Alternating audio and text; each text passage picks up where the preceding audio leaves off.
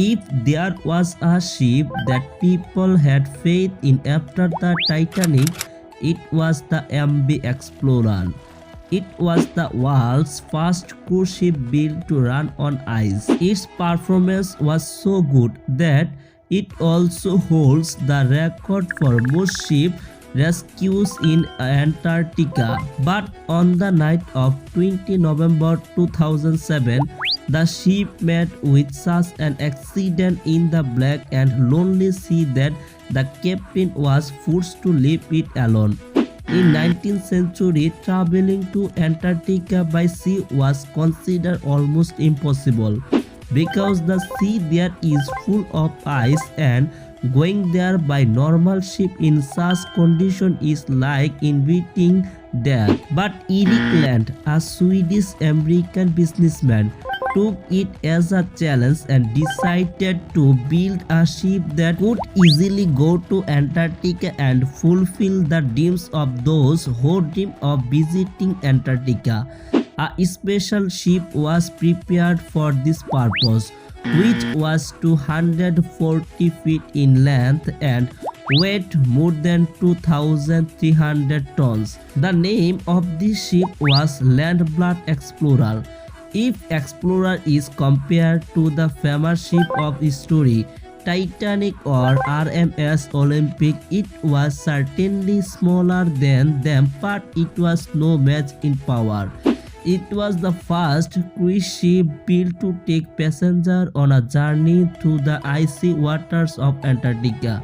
Normally, armed ships cannot do this. If the ships ever had to go into sea ice, an icebreaker was placed in front of them, but this ice glasses airship did not need to break ice to navigate through ice, but its structure was designed such that the weight of the ship began to break the ice from then on. The ship had room for 104 passengers and 54 crew members. Along with all the luxurious facilities on the cruise ship, there was one more thing that added to the glory of the MV Explorer. Because it was specially designed for the journey to Antarctica and to protect it from the ice present there, its hull was made of double layers.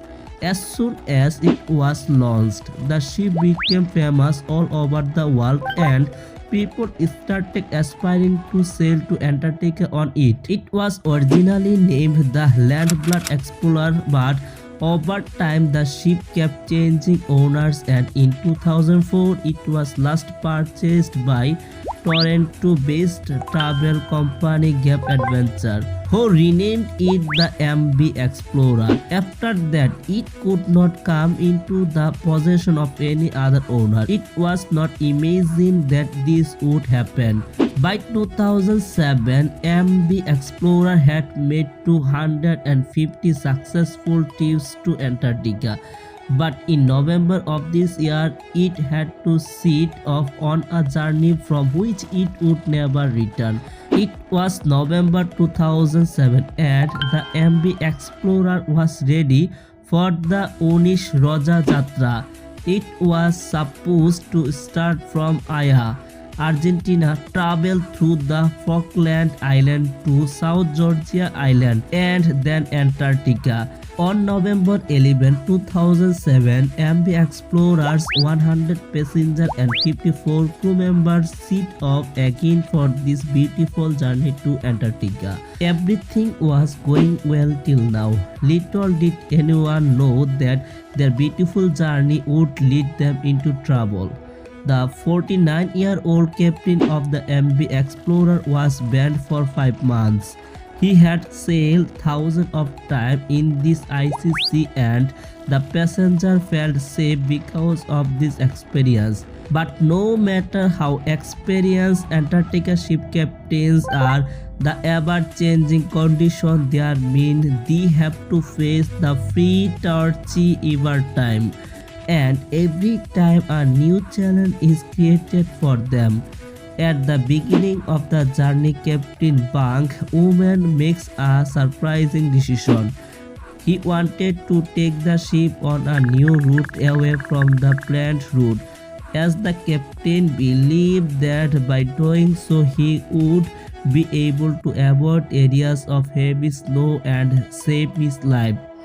Reach the destination, the first 10 days passed normally. But on the evening of November 22, the sun is rising and the passengers are preparing to go to their respective cabins.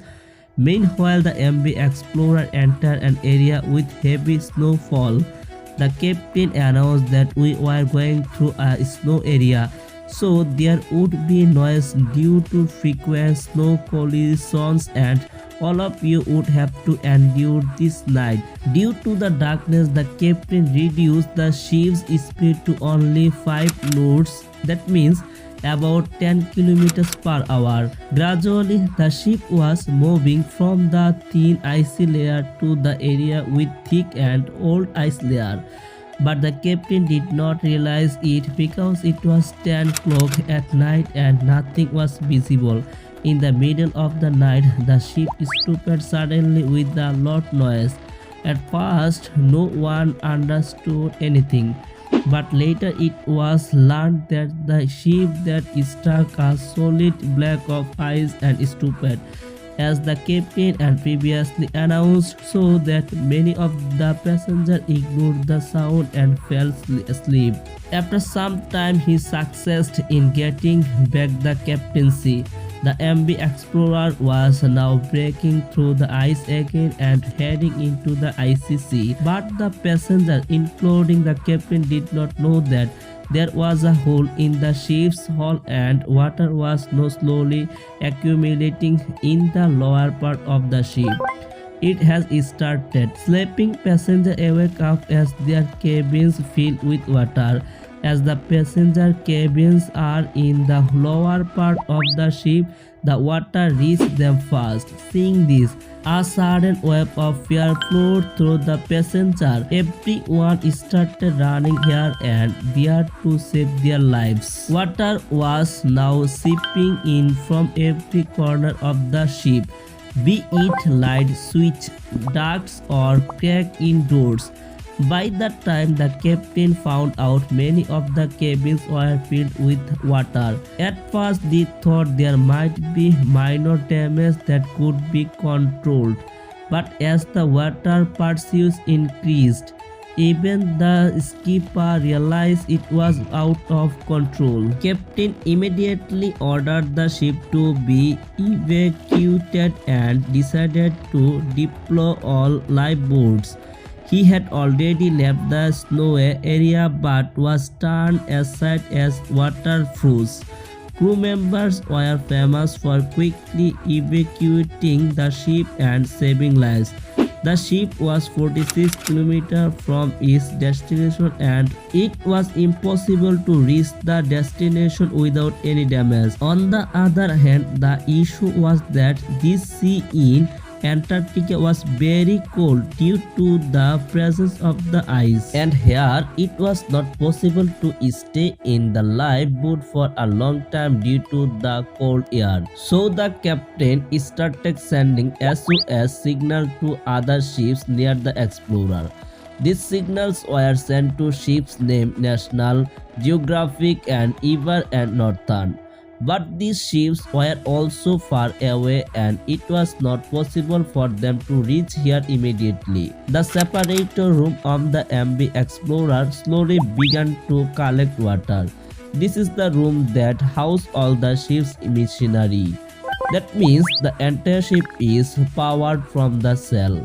As this room is filled with water, now all the electricity of the MV Explorer has been shut down. Now the MV Explorer is stood alone in the total darkness in the middle of Antarctica sea ice. Its engine had stopped and now the ship was only at the mercy of the sea waves. While the captain was worried about the evacuation, now another thought was bothering him. If the ship's engines are not restarted, Strong winds and waves can push the ship back into ice area. Due to electrical failure, attempts were made to start engines manually. Luckily, this idea worked and the engines started again. Crew members speed up the process of evacuating the ship. On no time, all the criminals on boarded the four life rafts and went down into the cold water. From some time, the captain and some of the crew continued to try to right the member, but eventually the engines stopped again. Now the MB Explorer was filling up fast and the captain had to make a quick decision about us. Therefore, the captain and some crew members also got off the ship and went to the lift port. Now these more than 150 people were waiting for the help under the open sky with the cold, slushy mixed present in the live harbor and the cold wind making their wait increasingly difficult. This wait continued for the next 4 hours and finally a ship came to rescue them. This note was the note ship where the captain made an SOS call. Many people were successfully saved, but the explorer was destined to drown.